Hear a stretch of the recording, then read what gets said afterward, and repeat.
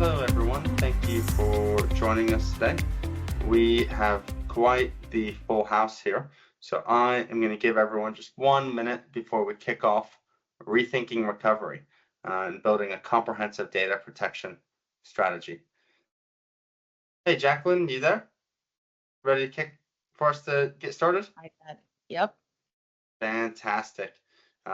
Guys, I do want to comment. I was saying to Jacqueline earlier, her podcast room is very pro. I'm gonna have to copy her going forward. But just a little bit about Virtual Graffiti.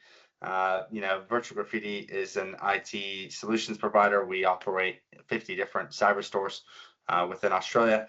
We have a Synology branded cyber store called datastoreworks.com.au, where you have access to all of the relevant Synology information, but you also have access to us as well. So, it's fantastic to have you there. And let me just introduce you to our wonderful guest today, Jacqueline. Jacqueline, do you mind telling us a little bit about yourself? All right. Thank you so much, Thad. Right. Hi, everyone. My name is Jacqueline. I am Synology's country manager for Australia and New Zealand. So I work with our local partners in Australia, one of them being Virtual Graffiti. And thank you so much, everyone, for joining this webinar today. And today we'll be talking about cyber resilience and how to build a comprehensive data protection strategy with Synology. Fantastic. And guys, you all know who I am. I'm Thad, the General Manager, Chief Operating Officer here at Virtual Graffiti. I've been doing IT infrastructure and data for 15 years or so about now. Helping customers with their DR sites and storage needs. So looking forward to this conversation with Jacqueline today. Now, just to kick us off here, some of the trends. So, before I mentioned disaster recovery, Jacqueline, disaster recovery has kind of changed today, hasn't it? It's no longer just a disaster. It could also be a cyber attack. When I first started in IT, it was fires, floods, and earthquakes that we're mostly worried about. Yeah, definitely. Because in the past, it was mostly cyber recovery, disaster recovery, where if something happened, if disaster strike, mostly all you needed to do was, replace the hardware, or you could still even recover your data with the software that you have. But now, because cyber threats, they're becoming more and more, complicated, and they're becoming more and more advanced and very unpredictable. So, you always need a very good data protection strategy in place for that. And I guess the big thing now is it's the backups being targeted as well. Yes. Everyone wants to get into the backups because then, say it's ransomware, right? You can't recover from the backups, or really throws off your strategy here. So there's a big awareness increase, but we have to invest in making sure those backups are what they call immutable and cannot be changed so that we can recover. Why does it matter?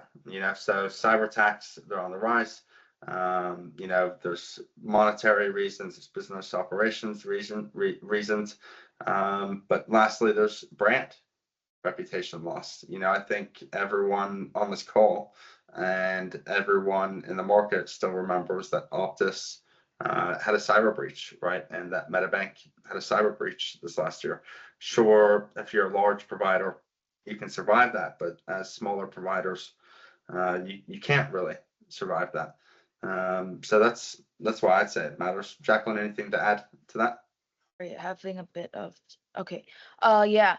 So again, like what Tad mentioned, it's not just about your business operations, but also a lot of the times when you're being attacked with all these cyber threats like ransomware, they demand for payment, and it's not a small amount, right? And again, with a good data protection strategy in place, you can prevent all of these ransomware attacks. And also, like, if it does strike, then you know that you have a good backup in place and that you can recover that data. Because not only is a backup important, but also the recovery part of it, which is why we're here today to be talking about it as well.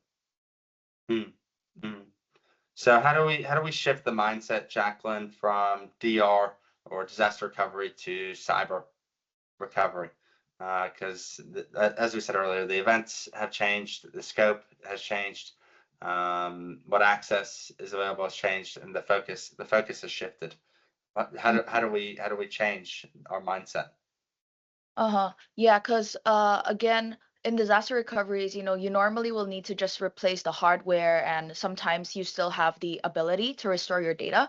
But for cyber threats, again, it's highly unpredictable because the attack methods are becoming more and more advanced. So not only do you need to build on your cyber resiliency, but you'll also need to choose a proper backup solution that can protect against these cyber threats. And we're going to touch on that in a few moments. So if you go on to the next slide, this is like, so strengthening the cyber resiliency is the key here.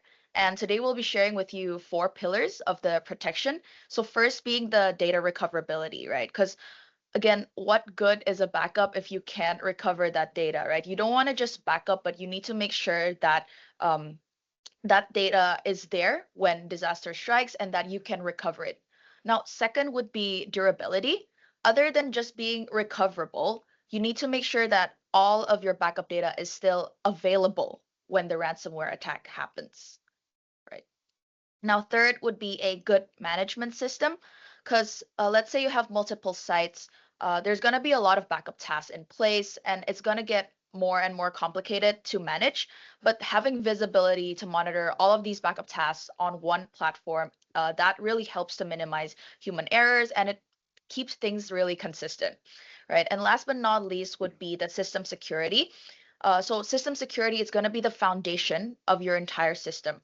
And so businesses should implement a robust network security as well as access controls. You should have the granularity to see who has access to what so that you can safeguard these backups from any potential breaches, right? And one thing I found too, Jacqueline, is Synology has great security controls built into the platform as well for things like role-based access control that you've mentioned. One thing I just want to mention before on the recoverability component is being able to test those backups as well. Mhm, Is super important, right? mhm. It's great to have backups and I know you can recover, but then every 6 to 12 months, you need to simulate a recovery, Yes. as part of your DR planning process, so that okay, this is what an actual disaster recovery does look like for me, and make sure that all the wheels are greased and everything is working in motion. Um, so you've given us the golden sample here, Jacqueline. Tell us a little bit more about it. All right, yes. So to solve the challenges that we just mentioned in the beginning with cyber threats and ransomware, Synology, we provide a golden sample for cyber resilient data protection. So this structure sort of ensures that businesses can safeguard their critical data effectively. So as you can see in this image, in this framework, there are 4 aspects to consider. So if you're going from timeline from left to right, we have the before and after the incident happens. And then vertically, you'll see the source, which is your data source, as well as your infrastructure. So starting from data source, again, when we're performing the backups, we at Synology, we have all kinds of features to minimize consuming the IT resources as well as the backup time. So we have snapshots as well with block level tracking to make sure that these backups are faster and also lighter on storage. So with the block level tracking, not only are your backups gonna be lighter because there's no need to keep redoing those backups again and again. You're just only taking the new blocks, and then because you're only taking these new blocks, then it will save a lot of time when you're doing the backups. And after the backup is completed, like what Thad just mentioned earlier, you can verify these backups because not only do you want to know that you have these backups, but you also need to test them. And so we can test the recovery drills all within the built-in hypervisor that we have, and that wouldn't affect your production site. And so if you go further to the right, if anything happens, we have all kinds of recovery methods available, including an instant restoration to help you recover your data. So with the instant restoration, that is also through to our built-in hypervisor. So that is a really great way to sort of test and also instantly recover if anything happens, right? And as we go lower on the structure itself, now that you have all of those backups in place, what you need to do is make sure that they are not affected by the cyber attacks, right? So with Synology, we have features like immutable backups as well as air gapping, which is an industry standard where you can set up firewalls or even physical isolation. So it is a true air gapping. You can set up these isolations for your infrastructure to further protect your data against ransomware. Right. And just And before we move on, Jacqueline, I just want to define immutable backup because I know we've mentioned it a few times. An immutable backup is a backup that cannot be changed, right? So yes, it's that locked is in correct. place at that time. Hmm. That Um, is right. Yeah. yeah, So with the immutable backups, you can set a protection period, and during this protection period, then no one can touch these backups. So that is a really great, prevention as well as protection against ransomware. All right. And next up for the management, again, you'll need it to be centralized if you have multiple sites. So this way, you can minimize human error as well as the IT workloads. And last but not least, to avoid any potential backup data being leaked, we also have system security features. So you have the granular access controls to ensure only the right people have the access to your backup data. And other than that, we also have two-factor authentication and other system security controls. fantastic.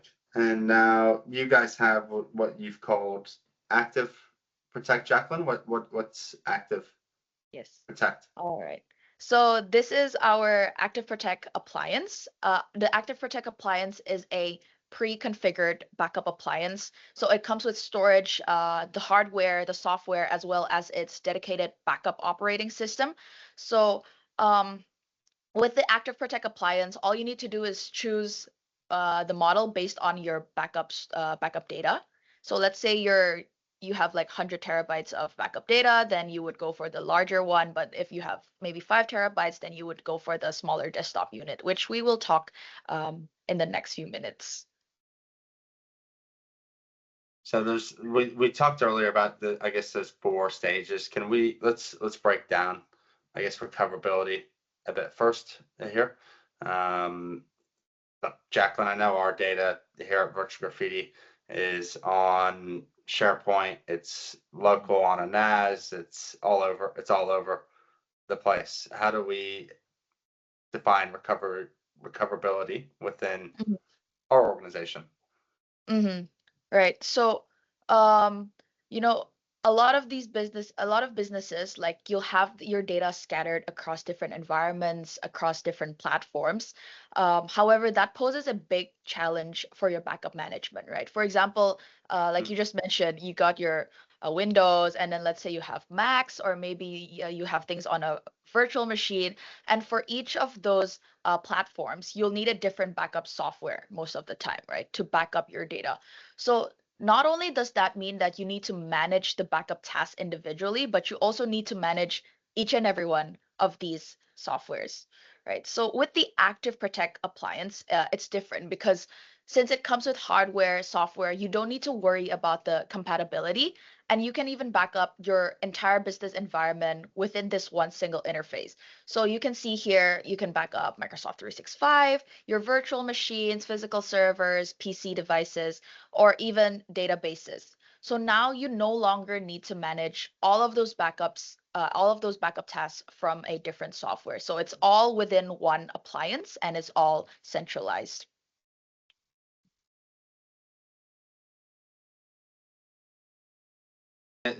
I guess it has built-in dedupe. I mean, so what Yes. is, Jacqueline, what is dedupe? Why is it important when backing up files Yeah. here?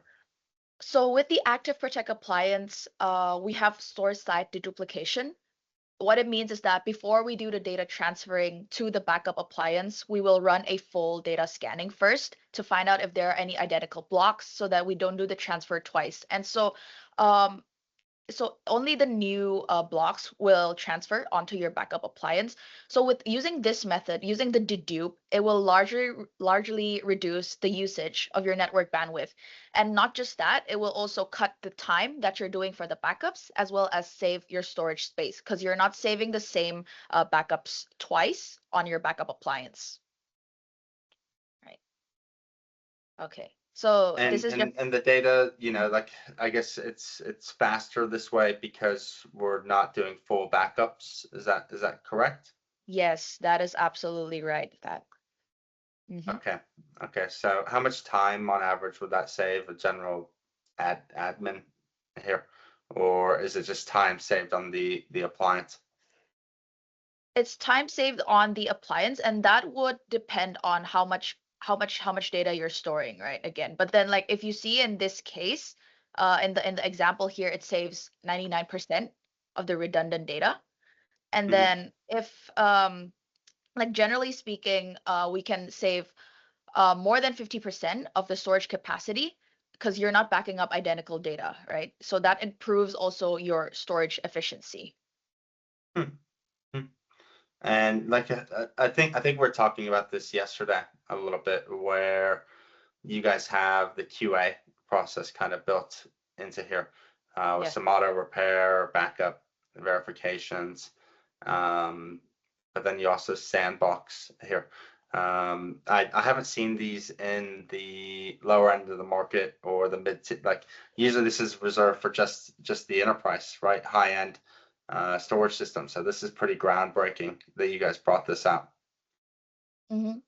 Yeah. So, because again, like what we're emphasizing today is not just backing up your data. Of course, that is very important, but the second part would be making sure that that data is available and recoverable, right? So what you want to do is after you complete your backups, we have these three features to ensure that your backups actually work.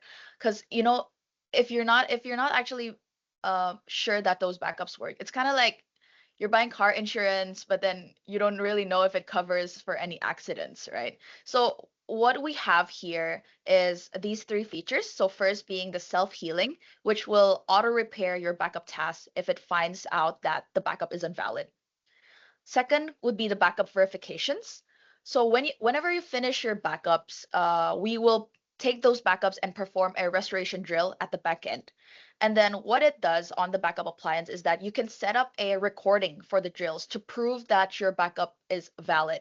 And then after the recordings are, recorded, they will send it to you. So you can go back and watch those videos, see if anything went wrong. So if the backups didn't work, then you'll know why it didn't work. And if the backups did work, then you know that your backup is valid.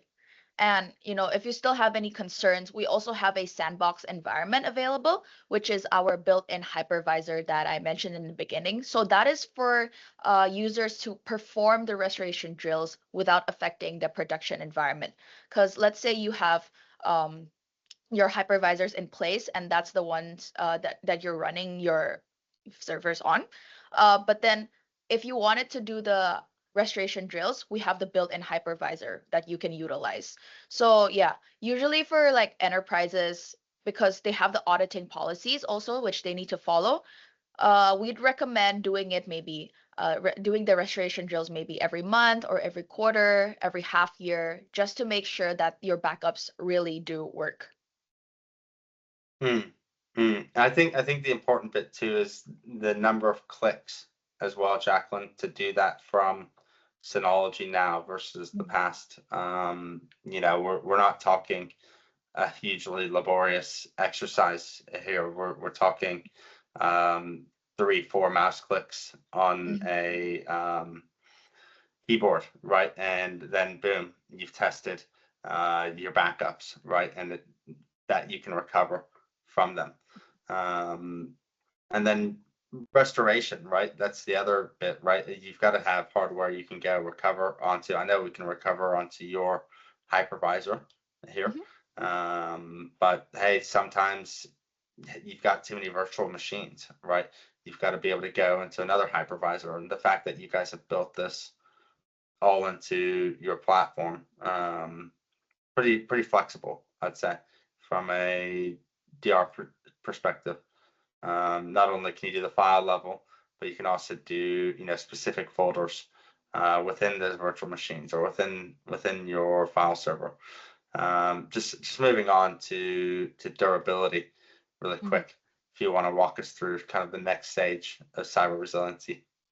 All right. So the second part would be the durability, because now that you already have all of your important data backed up, you need to have that data available when disaster strikes, right? And this is how we will protect your data from the ransomware attacks, right? So I think everyone, maybe most people here already know the 32110 backup strategy, which is the golden backup strategy. So Synology, we not only do the backups on the backup appliance, but we also support remote backups. So just in case anything happens in your production sites, let's say there's a flood or a fire outbreak, you can still recover your data from a remote location. So with the Synology Active Protect appliance, the remote storages include another Active Protect appliance, our Synology highly scalable NAS, which is something like the HD6500 or also the SA and some of the RS models, as well as Amazon S3 and Synology C2 object storage. And so exciting news is that recently also Wasabi Cloud Storage is also being one of our remote storage destinations from the Active Protect. That was actually going to be my next question, Jacqueline, because I think a month ago you and I talked about Wasabi Mhm. S3 buckets being used as a storage target. So that's all great to hear. Do you know when that is released? Oh, it's already released now because that's on the APM. So Active Protect Manager 1.1. You can Yep. use Wasabi as a remote storage. Right. Okay. Cool. Cool. Very, very exciting.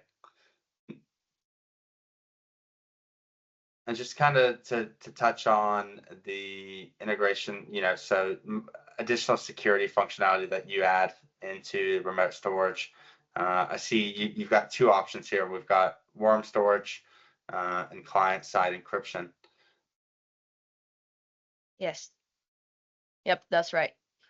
Okay. So again, to further protect your remote backups, while transferring your backup data from the production server to the remote server, all of that backup data is encrypted to prevent any unauthorized access.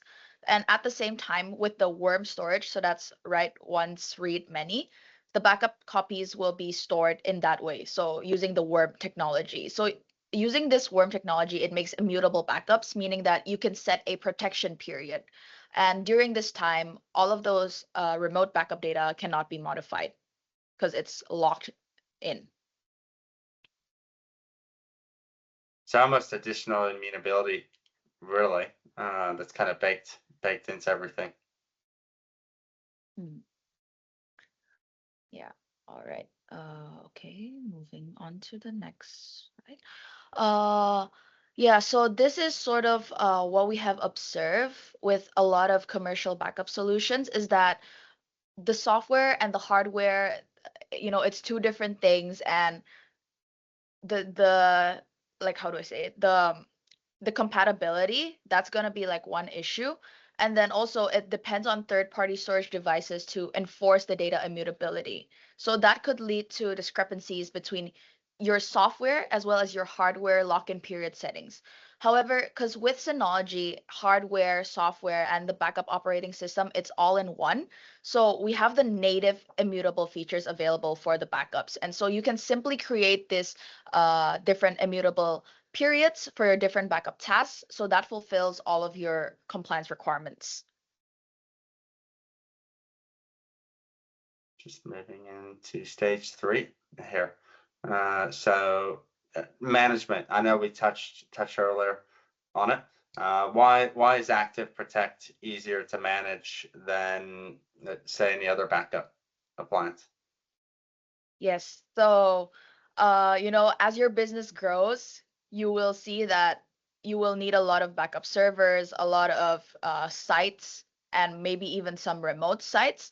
However, the management of that could be very fragmented since you need to do each and every one of those policies, like updating them manually, individually, and that's going to cost you not just a lot of time, but also a lot of effort needed to update those and configure those manually. But with the Active Protect, all you need to do is put in one protection plan, and that applies for the entire Active Protect site. So within one cluster, you can have the same protection plans, and then you can even monitor the backup status, as well as have more data visibility, right? And so with the Active Protect, it is actually designed to reduce the burden on IT admins, which is by simplifying the operations on monitoring as well as on the management side itself.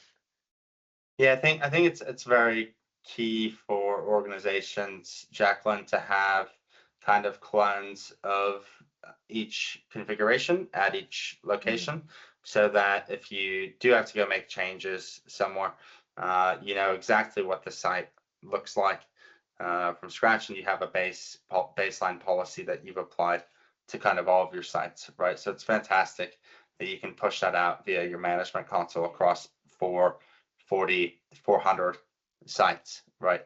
Depending Yes. on what data is there. Mm-hmm. Yeah. So Yeah, because that's also like one of the challenges that we face. So this is what you'll typically see when you have a lot of branches, right? Like each and every one of those will be its own individual thing, and then you need to update it again, like manually, and configure the backups every time for the backup servers. But then with the Active Protect appliance, you can use one appliance as the central management server. So all of this is going to be a cluster-based architecture. So with the cluster, you have one appliance as the headquarter appliance. So that's going to be your central management server. And then other than that, if you're already using Synology's Active Backup for Business, it also integrates seamlessly with that. So the backup tasks from the Active Backup for Business ABB, it can also be converted into the Active Protect appliance. so you really have kind of that single point, right, within Synology. You don't really need to look at, you know, additional software or additional tooling here, which in the past, you know, I think every IT administrator I've talked to, you know, we have dozens and dozens of tools, right, that we have to go manage to get you do all these features and functionality.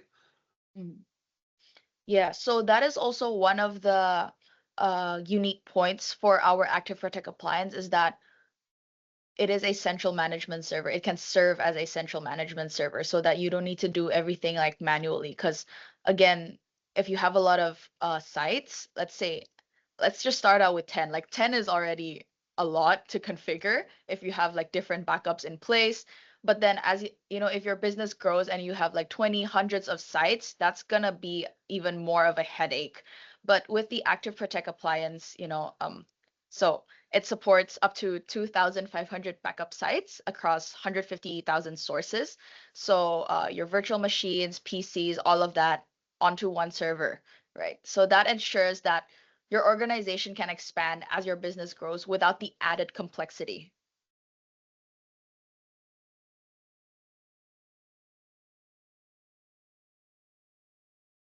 So you kind of touched on this already. I think we can move on to the fourth tier here that we've been discussing, security, right? You know, Virtual Graffiti first and foremost is a security company. I think, you know, the cornerstone for all backups here is security. Backups are that last line of defense, but then also we have privacy as a priority, right? And you know, the work you guys have done from a security standpoint is pretty important. Mm-hmm. Yes. So as for security and privacy, I'll share with you this pyramid. So this pyramid is sort of what we work on. It is built from the bottom up. So it comes with three tiers. First being the security of the identity authentication. The second layer would be the logical isolation with an IP whitelist. And then the third one would be physical isolation or air gaps for offsite backups. So that enhances the protection against any potential threats, right? So we'll go with the first layer. So in terms of access control, Synology supports not just the basic username and password authentication, but it also integrates with Active Directory, LDAP, and SSO. So it makes a more streamlined and secure authentication experience. And aside from that, there's also a super admin account, which is further secured with two-factor authentication. So that provides a more robust protection for your key account. Okay, so I'll show you like the granular user permissions. With the Active Protect appliance and the Active Protect manager, you can further assign different permissions for different IT managers. So let's say you want it to be read-only for your auditors, so they won't have the permission to like change your system configurations. They can't do any resets for that. And if you want to have a super admin that has access to everything, then you can also set that up within the Active Protect manager. So you really have that granularity with the access controls. You can let the right person in, and so that's sort of that's like the base layer for your security. And Jacqueline, does that support SAML here as well from Microsoft? So if I wanted to set it up using SAML and SSO within the organization based on somebody's status, would that be supported? Or I think I lost her. That's okay. I'll go ahead and continue on. Another pretty key security functionality is that you can firewall this off right from the NAS itself. So the Synology device is only accessible behind your IP address range. So you can't access it from the external network. I generally recommend against that anyways. But you can then access it internally, no problem here, or from specific subnets within that IP address. You can also set times, so we know nobody is in the office at Sunday at 3 o'clock. We should deny all access to the Synology, right? So that it's off the internet. Then we know, okay, from Monday to Wednesday, we're only in the office from 9 to 5. Any hours outside of that, the device should not be accessible by staff, right? So it's creating an air gap in here just based on time, right? Also known as JIT access, so just-in-time access. Oh, I think we're having a bit of a internet issue with Jacqueline. No problem. I'll take it on. Just letting her know, no problem, and that you guys are in very safe hands. So in summary, look, Synology have a multi-layered protection strategy to make sure all the backups are secure and resilient. Now, Synology remains pretty committed to offering comprehensive security measures. This is kind of a gold standard backup solution, right? Synology has been in the market for a very long time, right? Without major incidents, and they have some fantastic product suites if you take advantage of them. Now, look, a lot of the companies that Synology have interviewed, and some that I talked to as well, they kind of struggle with implementing this level of security controls. Either they're not getting the correct advice, or they just don't have the manpower, really. But what I've found is that with the right advice, but then the right investments in your technology spend, you really can get to that gold standard goal, right? And that's where Synology really helps out. But then also minimizes that kind of overhead that you have to pay as well, right? So earlier I mentioned that there are other backup solutions out there that enterprises use that cost millions and squillions of dollars. That's no longer the case, right? And we can get to the same point in continuity with Synology out the box that we could with much larger investments. So, it's changed quite a bit.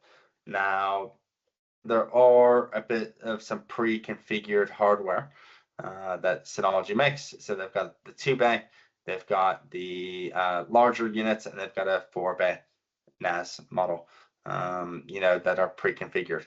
These two on the side, the DP320 and the DP340, these are desktop units. And it really just comes down to how much storage you need. So if you come to me and say, hey, Thad, I need 40 terabytes of storage, we're either looking at a DP340 or the DP7400. Just gonna look at a few of the questions here. Are there APIs available for connecting into other management systems? The answer to that is yes. There's also connections for monitoring these devices as well. So if you wanted to monitor this using Logic Monitor, Splunk, or any other tool that you have for observability, maybe SolarWinds, then you could, right? Now, on to Frank. This is an easy one.